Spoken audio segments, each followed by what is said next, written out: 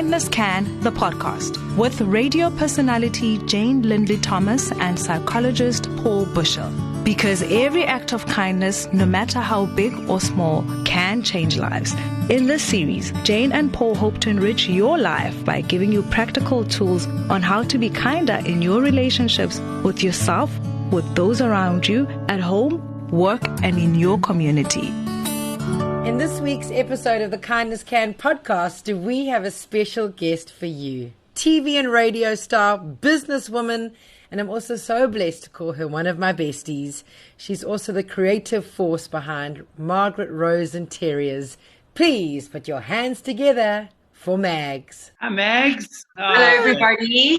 So wonderful to have you with us on the KindnessCan podcast in front of our very special live studio Zoom audience. So this is very special. A girl who, girlfriend. We do the roller coaster of life alongside each other. We do the highs, we do the lows, we do it all, don't we? And we do it properly. We make sure there's no gray area. Please, we don't do beige. We were discussing earlier today that we'll probably do another Zoom regarding your kind of transition from Big Brother and from Big Brother to East Coast Radio and then East Coast Radio to Margaret Rose Interiors, which is a story in itself. But it's fair to say that you are really living your purpose, right? Absolutely. Yeah. And I think, when we discussed this, you said, why don't we chat about Big Brother to East Coast Radio and then traveling around the country and then coming back to East Coast Radio and having a marketing agency and then transitioning to interior design. I was like, no, I think we need a week for that. But it is kind of nice to recap the journey and how far you go. And the other night I was speaking to family and I said, you know what?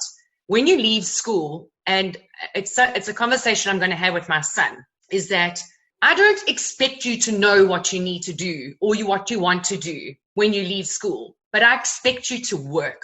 And that's the difference in life, is you need to work. At the age of 38 years old, I realized, why have I been sitting around and wondering why I haven't got into interior design ages ago? And it doesn't matter. It was because that was my journey of working and walking through to becoming who I am today, and that's Margaret Rose Interiors, and absolutely, undeniably living my dream.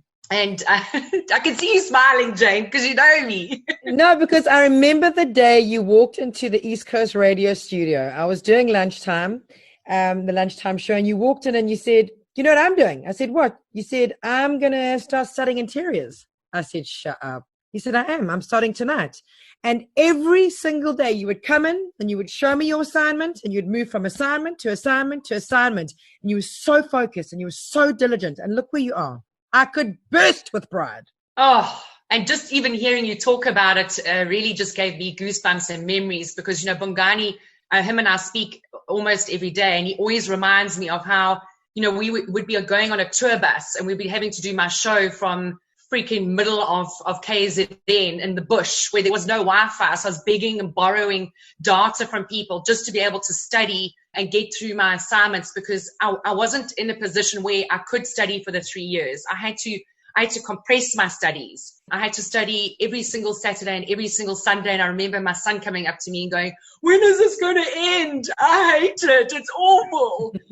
and nighttime I was studying and then still balancing work and then also doing work experience with interior design. So that journey didn't just fall into my lap. It really was something that I knew that I wanted to do. And there were going to be self-sacrifices along the way to get there.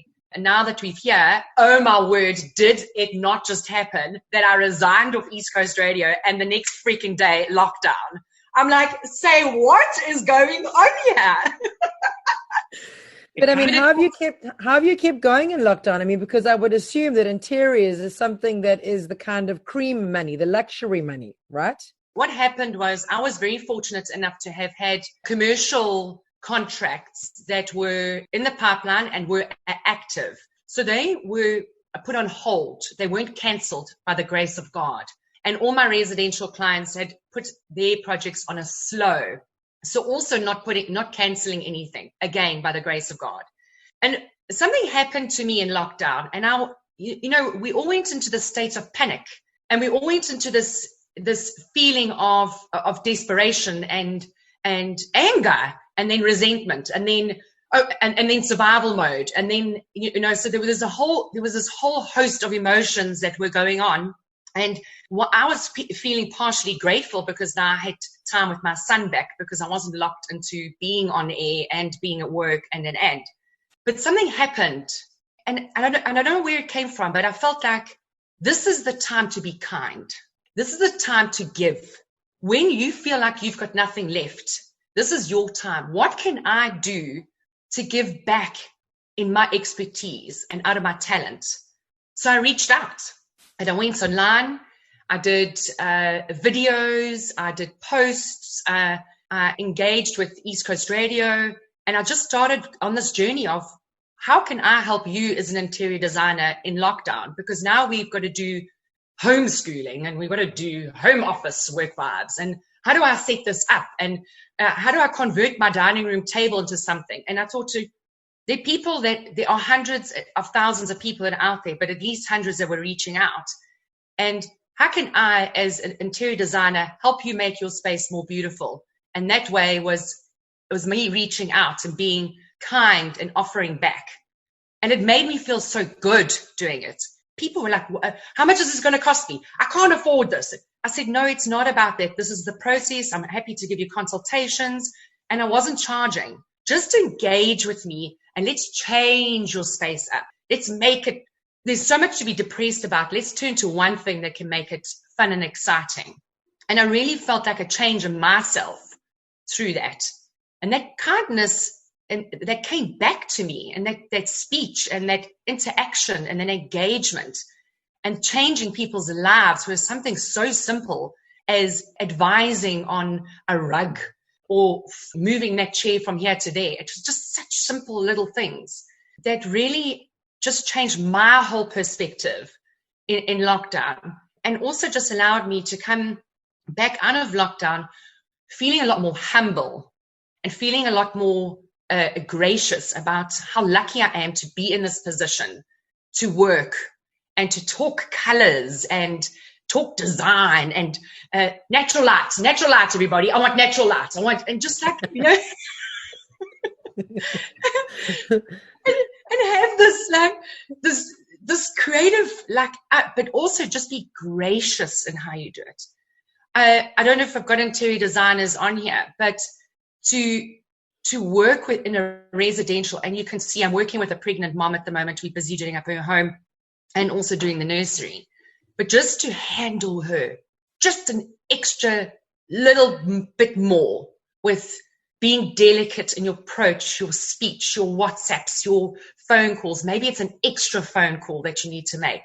And then integrating that type of process into the approach. I mean, even corporate. I'm installing a beautiful big commercial project. And even there, just because these guys are contractors and they're walking around in hard hats and steel boots doesn't mean that they are not catching public transport and shoved into a bus with 18 other people and then go home and they're surrounded by 60. And they're also worried. They also have their issue. So it's about how you approach. And I'm not saying that I'm not a perfectionist and I don't run my project management without being extremely professional and making sure that all the I's are dotted and T's are crossed. But it's not what you say, it's how you say it in this time. And I'm not one to mince my words. I completely believe you know exactly where you stand with me when you're dealing with me as a supplier, as a client. But it definitely has brought my industry and my business into a place. We've actually got a status report that runs every morning internally in Margaret Rose. And thanks to Jane and Paul, the first line is always respond to suppliers and clients with kindness, and then a solution. We were saying yesterday, hey, Paulie, that we're just living in a time of everyone's feeling a little bit hypersensitive. Everyone's on the edge. So I think also as key is not to take things personally. People have got lives running in the background to decisions that are being made and conversations that are being had. But how can we empower our living environment to be a more tranquil space. I mean, can we talk about furnishings or colorings that would evoke a sense of calm? Because obviously we know we're spending so much more time at home. What little things can be done in our homes that, in your opinion, could evoke a more calm and tranquil living environment? So first of all, let me start by saying that my answers are not always every designer's answers. And also what calms one family can calm or evoke a different emotion in another family. So they are extremely unique. But Jane, I'm actually going to use you as an example. Because you, no, I will not use the dialogue. What's that? The more color, the better. Okay, so Paul, you're on the right track there. So Janie and I have been friends for, I don't know what it is now, 17 years. But she contacted me about doing a wall in her home. And sorry, I'm talking about you in the third person now because I'm chatting to everybody else. You all. I'll just mute my mic. And so she WhatsApps me. She says, "Oh, we're in the kitchen and we're going to be doing this. We're going to be doing this red." So I said, I responded, said, "No, you're not." Answer's like, now please, I don't talk to most of my clients like this, but I know Janie for so long. So no, you're not. What is this space being used for? What happens in this space? Who is utilizing it? So is it the 3 kids, you and Mikey? Is it a resting lounge? Is it a games lounge? What are we talking? And then I suggested a color, which I think nearly made Jane faint. And it's more of like a tranquil dawn. It's a very soft green. It's not mint and it's not loud. It's definitely not like an emerald, but it's very, very, very soft. And I said to her, do that color on that wall, and I promise you, it will not disappoint you. And there were many messages going back and forth. And I also said, you know, the one thing about a color that evokes a certain emotion, let it grow on you. Let it sit with you for a while. You may not like it in the first week, but all of a sudden it starts to evoke a certain emotion, and you start to say, hey, hello, wall. I actually kind of like you right now, you know. Hey, sexy green. You're making me feel amazing. And the conversation went, oh, wow, this green has really changed like the energy in the room. It's changed how we talk to each other in the room. It changes how we play board games in that area now. It changes, actually, the kids are noticing the wall. And so this realization, this epiphany comes out. And that's, I might be talking a little bit in circles, but that's the treatment of color. You know, when you're working in any certain emotion, you might want to, you know, if I think about cell phone companies, you know, Vodacom used to be like the biggest red, energy, data, go, fire, you know, promotions and hiring and sponsoring all the biggest sporting events and so on. And yes, it made sense because that red synergy was so important. But now that we're in a time of this lockdown and trying to evoke kindness, I'm going to reel it back in a bit, is that you still want to have fun. Yes, just because you're kind doesn't mean everything is completely monochromatic or this dull, boring, oh, we've got to be safe. You don't have to be safe. Yeah, it kind of reminds me of the fact that in so many parts of our life, when we're trying to be kind, it's sometimes counterintuitive. It goes against what our instincts tell us. So we think to ourselves, well, that would be the solution. That is the kindest thing to do. That is what I would usually rely on. But every now and then you've got to step back in that process and really reflect and step out of your comfort zone to achieve that kindness. And I imagine in interiors, it's quite similar for a lot of your clients. The beige is safe. The beige seems calm, or the blue seems soothing. But when you start to ask those really important questions and you start to understand what's going on a little bit better, you can kind of push out of that zone a little bit and start to lean into some unfamiliar solutions, but which can have amazing results. And you spot on there because, you know, as an interior designer, the greatest joy definitely for me is to see the response on the client's face when you present the mood board. Because they've said, please can you keep it charcoal, gray, white, and that's it. And then all of a sudden you rock up with this mood board that looks like a carnival and they're going, what is happening? And you're trying to stretch them further and out because it's the conversation you've had with them. It's the words that they're using. It's the energy that you're placing in certain rooms, like a study or in the lounge or in the courtyard? You're going to bring a lot more fun. And, do you want to bring out the more juvenile side of them? You want to explore the personality and walk around that. And that's why I'm actually presenting a very big mood board this afternoon, which I am so excited to do, because yellow is a no-no for the client, and the yellow's in the board. I could see Jane dancing there. Surely you've had times where the client's just not interested in your carnival. They're not interested. They don't want to play. And yes, and that's a huge ethical thing for us at Margaret Rose, where to listen is extremely, extremely important.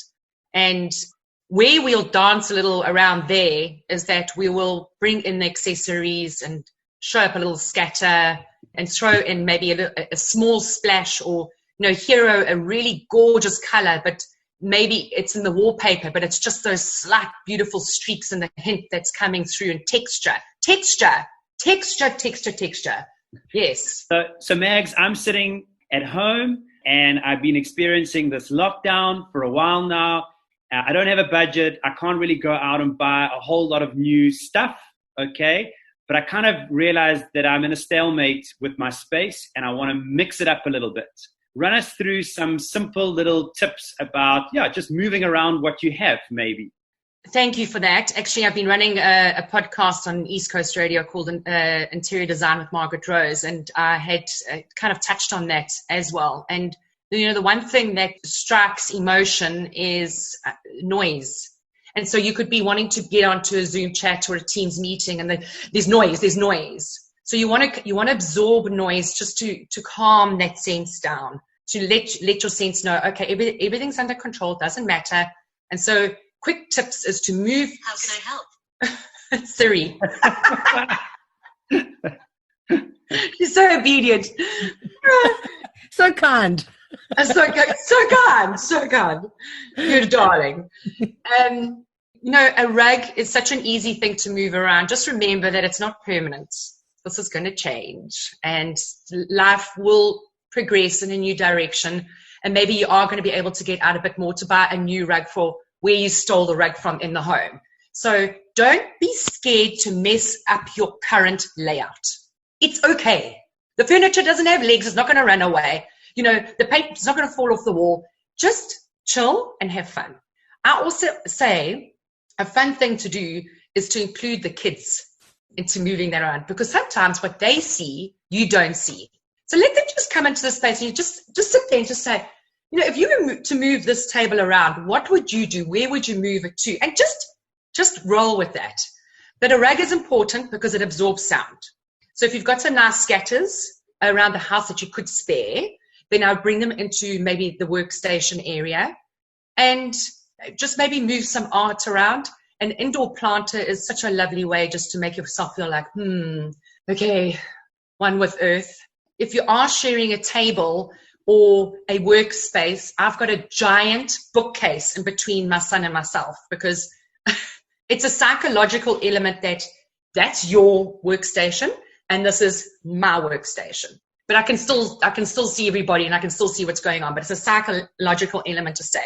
Either you put a lamp in between you put some books, or just kind of divide the space up so that you feel that you have ownership and you have responsibility, and that you kind of have that office. There's a question that's come in here from Artie. It says, hi, I have a question. What color can I add to a new room for someone who is recovering from COVID-19? Any suggestions to enhance the mood for recovery? Okay, so one of the questions I'd ask is, how much sunlight is the room getting? Which wall would you want to paint? Is it near a window? And then obviously then consult with them to say, what colors are a yes or a no. I'm going to go with where's that swatch? Up here. Siri, where's that beautiful blue Get your swatch. Yeah. While you're looking for it, it says another one's come through. It's a private one. Basically, no names mentioned. I have a colleague on my case daily who is rude and degrading to me. May I suggest a color or object for her to get in her home to get off my case? Or how can I express kindness to her and not let her get to me. Paulie, you want to take that one? Yeah, it's so interesting. I'm sitting here listening to the experience of color and how that interplays with our psychology. And of course, it's so dependent on our personality. It's so dependent on who we are in the world. So I think Mags is 100% right when she says we've got to ask some personal questions about ourselves, about our needs before we can, I suppose, answer questions about color and texture and all those things. Because I remember as a kid wanting to paint my room bright orange. Yeah. It was pumpkin orange, okay? And my parents were very kindly indulged me. And within 2 weeks, we all realized as a family that this was the biggest mistake ever because my testosterone, teenage hormones, plus pumpkin orange, okay, took my Grumpelstiltskins onto another level, okay? The painters were called in so quickly, and I got the most boring white beige, okay? They were like, darling, tone back. So, Paul, reel it in. It's not white beige, it's old white, please. Okay. But I think the point is those questions are so important, questions about our personality, who we are and where we are in our life. So if you are Adrian Mole, age 13 3/4, painting your room black because your parents is going through a divorce makes sense. At the same time, I'm not sure it's going to make things better. Over to you. Okay. So back to the question about someone that's recovering from COVID. You'll always see me if you sit with me in the office or you sit with me in a briefing or if I sit with you in a consultation or even a chat. My eyeballs are reaching for the top there, always. So when you had asked me the question, I needed just a moment to think about it. And these are the two colors that immediately came to my mind. I don't know if you can see them nicely. Okay, thank you for the thumbs up. So I've got these two colors. And so what I do is I go through to the color psychology and I just confirm what and why I've chosen that color. So I went for like the teal and the sky blue combination. So if I'm looking at teal, the positive is serene, cool, tasteful, sophisticated, and confident. Mixing it up with the sky blue is calming, cool, heavenly, constant, faithful, true, restful, contentment, reassuring, serene, infinity. So all those words are very important when you're putting a room together. Because like an orange room, Paul, I had a black room growing up. So you could just imagine the combination of the two. But when you're putting color into a space, what you want to evoke from that space is so important. And to sit down and have your designer really understand, what are you talking about when I'm putting this in there? And does it make any sense? Because if you're going to do a learning area for, say, for instance, the kids, I'm going to go with the green because it evokes studying. It evokes this whole emotion of inspiration. And it's psychologically, they don't know that that's what's being done to them. But you're doing it. So maybe you're putting it in the room. So maybe for the coworker, it's choosing to wear certain colors to work. Maybe if you or putting certain colors on your desk, we can't change other people, okay, but we can kind of maybe avoid that kind of red rag to a bull type stuff. So if we surround them with things which maybe make them feel a bit calmer, it's an easier way of getting around it. So just to go off a little bit of design, but I guess it's still there. You could almost, that person that asked the question, it's a very good question. You could almost watch out for their wardrobe package and see what colors they're wearing. And maybe then you could almost counter that. So when they're working with you and receiving, yes, they are already wearing that very high energized color, that's bringing out that energy and the stress, and they're managing it incorrectly, but you could be wearing something that completely tones that whole element down. So it's just, that's a very interesting discussion. Well, don't judge me on my appearance. No, but you're not angry. No, not at all. There's also a really interesting question here about moving things around is something we love to do at home, but my son really struggles with that. Have you experienced that with any of your clients? And I suppose psychologically speaking, we know that children who have sensory integration difficulties, things like texture, sound, okay, moving things around can be difficult. So talk us through how you've managed that with some of your clients. So I haven't encountered that direct, but what I did, I had a little girl she's 9 now, and suffers the most immense anxiety. In fact, they live on the ocean. And the sound, you would think the sound of the waves would put this little one to sleep. It doesn't. She suffers desperately with anxiety. You know, she's seeing professionals, and we're trying to help. And that sound actually it like aggravates her and upsets her, that she can't sleep and she can't do her homework. And so when you're dealing with sensory and layout issues, I'm just giving an example here. I'm not going to say what I would do in that situation, because I normally like to unpack something sensitive like that with a family. But drowning out those waves, but still keeping water in her peripheral was a fine balance for us.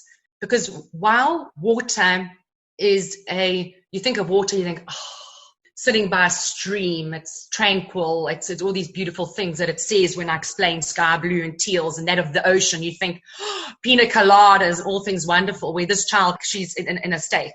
So listening kindly with drowning out, using textures that soften that noise, changing all the light bulbs from cool lighting to warm lighting. The lampshade is no longer made out of a structured, cold lampshade. It's made out of a more like faux fur, or you've put some feathers around it. You're really softening up this process. And she too was also, but I don't want things changed up, and just start to cocoon the space and make it safe, make it okay. And if I were to approach this, I would approach it very gently. That maybe the layout and the moving around is not done overnight. Maybe it's done with a softer, kinder approach. Getting that child to engage and letting them move the elements around. Letting them be the person to say, okay, today I'm ready.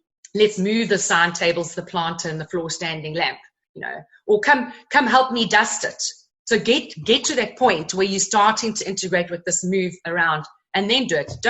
If you're going to shock anybody by moving your layouts, my house is never the same. We're always moving, so no one gets the chance. But yeah, I hope it's been making sense. Well, I remember my father used to go away for the weekend, and those were the weekends in our house where everything got repainted and moved around. The poor man arrived home every Sunday knowing that it would be a whole new house, and I'm sure that was quite traumatic for him. But I think your advice is really useful in the sense of including everyone in the home, particularly children who can be quite sensitive in that process, and understanding their pace and their needs around that. Sensory integration is something that we have to work on with young people. We can't just avoid it as a way of trying to make it better. We've got to gradually work on it. And in therapy, that's probably the things that they would focus on, is sort of experiencing and practicing with different sensory experiences as a way of normalizing and getting used to it and learning techniques around it. So I'm sure within that design process, you can include your children, and it kind of becomes part of that therapy. Yeah. So just now that we're talking about it, you're talking about children. Actually, I'm working on a commercial project where this moving around and this nonsense of my desk not being in the same place anymore, me not sitting on that chair, and there's a new office and the door's different. And even that has been a huge learning curve for even myself, and understanding the psychology that a person comes to work, they come to work to have their desk, and that is their ownership. That's entitled, that they proud, that's their workstation. How dare you come in, everything's moved. And what I decided early on was never to fight that person and sit, but just listen. Listen to why are they feeling anxious. And once you've completely heard their narrative, and just listen and be calm for them. And in that process, I watched people trust me more and more and more over the weeks, and then you could let go. But it was definitely not, because if we're gonna take furniture out of a commercial, we try and take it out overnight, and so in 48 hours we're done. Then we've gutted the site, and then we can go and reinstall and design. That's just not been the case. You've got to really just be very kind and slow in that process and listen to what is making them feel so anxious. So it's not only children, it's adults too, and probably more so. But I mean, if we look at the kind of psychology behind design and interiors, I mean, it's so personal. It's the backdrop that is going to hold your memories, your future, your decisions, your family, your quiet time, your sad time, your happy time. So, I mean, this is kind of, it really does lean on a lot of psychology. So that's why I think it's so cool that you keep talking about listening. Because what do we do in our relationships with ourselves and with others, in our community, in our space? We listen, because it's not a one-way street. So I think it's so cool the way it's been tied into an emotional experience, not just let's put a palm tree over there and put a scented vanilla candle next to it. And you know what? It's easy enough to do. I mean, you really can. But if you want to change somebody's life, which is what interior design is, you're not changing a flaw in a wall. You're changing the whole experience, and you're changing their life for them in really tapping into the 5 senses. And, you know, for you to cover all of those and that person to walk away changed, that's your job. That's your job. And you've done that through textures, design, layout. You've listened and you've implemented. And when you see, if you're a designer, or it doesn't matter if you're not a designer, but you know, when you see that look on someone's face and that's why you do it. You know, you've nailed it. We could talk forever. We could, yeah. And we do. And we're going to talk today, and we'll talk tomorrow, and tomorrow evening, and the next day, and the next day. But I've got to say again, from that girl that walked into the studio saying that she is going to go and study interior design, to seeing what you've done just alone in our East Coast radio building, I burst with pride every time I walk into that studio, because I still remember the first job you got, the first beachy place. Remember the first beachy place you got, had all your swatches and you're ready to go. And you've done it with such grace. And I'm so blimmin' proud of you. And may you go from strength to strength, my friend. Yeah. I just actually want to thank everybody that's joined in today. Truly, to see your faces and just share this journey with you. That this conversation would not be possible without you. And I absolutely love sharing. So I'm available to chat anytime, and I really appreciate you being here. And to obviously yourself, Jane, and Paul for hosting me. It's been magic. Thank you. Yeah, we've absolutely loved having you. And it's just such a reminder once again how connecting and sharing stories and ideas is just such an inspiring and empowering thing. So thank you for sharing pieces of your wisdom with us today. We just, love you so much. And it's so nice to see you and hear you and see everyone. I love you all. Bye. You've been listening to Kindness Can, the podcast. Find out more at kindnesscan.co.za.